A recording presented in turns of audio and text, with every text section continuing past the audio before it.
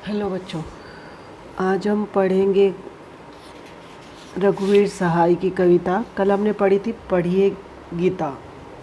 आज हम पढ़ेंगे एक रंग होता है नीला। तो किस तरह से उन्होंने सारे रंग में एक कहते हैं श्याम काला रंग से ही सारे रंग बनते हैं, तो उन्होंने एक नीला रंग यानी श्याम वर्ण को ही सारे रंगों का राजा माना है। और किस तरह से उन्होंने रंगों की बात की है, तो हम पढ़ते हैं। एक रंग होता है नीला और एक वह जो तेरी देह पर नीला होता है। इसी तरह लाल भी लाल नहीं है, बल्कि एक शरीर के रंग पर एक रंग। दरअसल कोई रंग नहीं है, सिर्फ तेरी कंधों की रोशनी है। और कोई एक रंग जो तेरी बाँह पर पड़ा हुआ है। अब यहाँ कवि रघुवीर सहाय कहते हैं कि एक नीला रंग अर्थात सांवला रंग होता है, एक रंग होता है नीला जिसमें शरीर सौंदर्य निखरता है, और एक वह जो तेरी देह पर नीला होता है। अपनी प्रियतमा को संबोधित करते हुए कहते हैं कवि की तुम्हारे शरीर पर भी वह नीला या सांवला रंग है, और वह तुम्हारी रूप छवि को निखार रहा है। आगे है, बल्कि एक शरीर के रंग एक इसी तरह लाल भी लाल नहीं है। रंग चाहे वह अन्य भी हैं, जैसे लाल रंग भी है, परंतु सभी रंगों में नीलिमा का असर या नीले रंग का असर बना रहता है। बल्कि एक शरीर के एक रंग पर एक रंग, दरअसल कोई रंग नहीं है। इस तरह लाल रंग भी शरीर के रंग से एकाकार हो जाता है। वास्तविकता यह है कि कोई भी रंग अपना अलग अस्तित्व नहीं रखता है, सब अंततः एक जैसे लगते हैं। सिर्फ तेरे कंधों की रोशनी है और कोई एक रंग जो तेरी बाँह पर पड़ा हुआ है। और आगे कवि कहते हैं सिर्फ तुम्हारे कंधों की रोशनी अथवा चमक तुम्हारी बाहों में पड़ी हुई दिखाई देती है, जो कि एक विशिष्ट रंगीन आभा प्रकट करती है।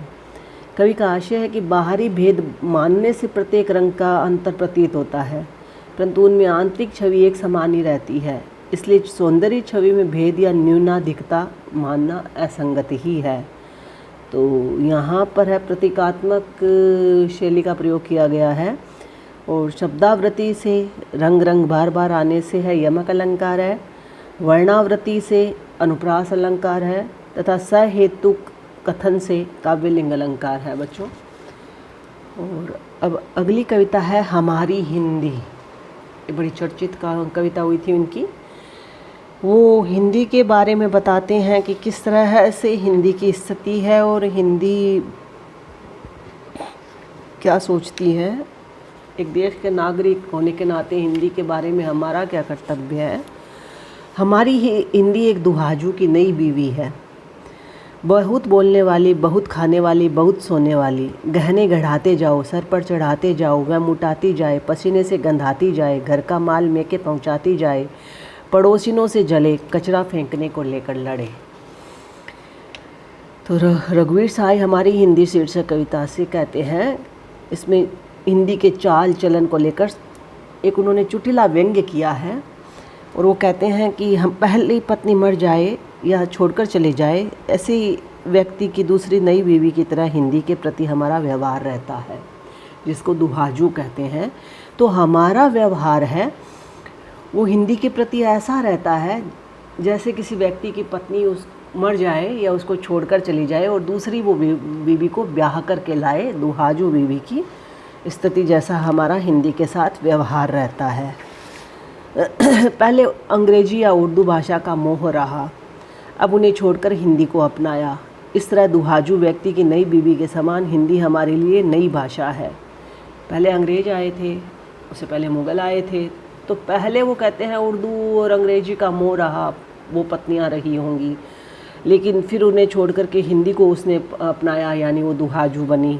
तो इस तरह से हमारा हिंदी हमारे लिए एक नई, जिस तरह से कोई ब्याह कर लाता है दुहाजू को, उसकी पत्नी होती है वो, वैसे ही हमारे लिए हिंदी भाषा है।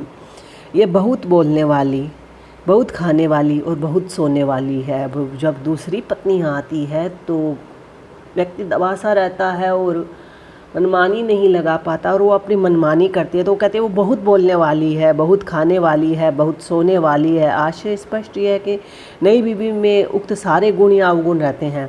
इसी प्रकार हिंदी में काफ़ी कुछ कहना, लिखना, पढ़ना एवं चिंतन मनन करना पड़ता है। दुहाजू व्यक्ति को नई बीवी के नखरे सहने पड़ते हैं। उसे प्रसन्न रखने के लिए गहने गढ़ाओ, सिर पर चढ़ाते जाओ, उसकी प्रत्येक फरमाइश पूरी करो। वह खूब खाकर मोटी होती जाएगी और अपने पसीने की गंध फैलाती रहेगी तथा पति से छिपकर या सामने ही घर का माल अपने मायके पहुंचाती रहेगी। पड़ोसियों से ईर्ष्या रखेगी और बाहर कचरा फेंकने को लेकर उनसे लड़ेगी। हमारी हिंदी भी ठीक इसी तरह की है। इसमें नए नए शब्द गढ़े जाते हैं, नई तुकबंदियों को सजाया जाता है, रचना कर्म से खूब विस्तार किया जाता है, शब्द परिवर्तन एवं उत्पत्ति व्युत्पत्ति का ध्यान रखा जाता है। साथ ही अन्य भाषाओं की अपेक्षा रचना क्षेत्र में ईर्ष्या भाव रखा जाता है। हमेशा हिंदी के साथ में अंग्रेजी, उर्दू या दक्षिण भारत वाले ईर्ष्या रखते ही हैं, तो ईर्ष्या भाव भी रखा जाता है और पूरी तरह आलोचना करने की होड़ भी लगी रहती है। इतना सब कुछ करने पर भी हिंदी का पूरा रहस्य समझ में नहीं आता है। तो समासोक्ति या अन्योक्ति अलंकारों का प्रयोग हुआ है यहाँ पर। आगे फिर वो कहते हैं कि घर से तो खैर निकलने का सवाल ही नहीं उठता। अब दुहाजू पत्नी है और तो थोड़ा सा रहती भी बंदिशों में है, तो कहते घर से निकलने का तो सवाल ही नहीं उठता। औरतों को जो चाहिए घर ही में है।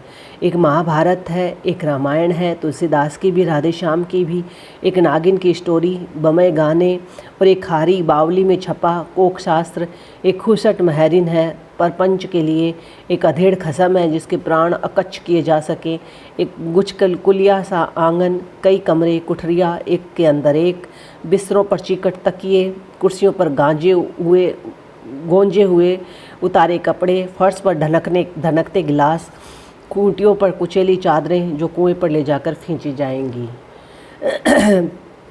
अब यहाँ पर जिस तरह से दुहाजू पत्नी घर में तो रहती है लेकिन काम कुछ नहीं करती, तो वैसे ही वो कहते और घर से बाहर भी नहीं निकलती, तो वैसे ही यहाँ पर भी बताया है कि किस तरह से घर में काम फैला रहता है। तो यहाँ हिंदी की भी यही स्थिति है।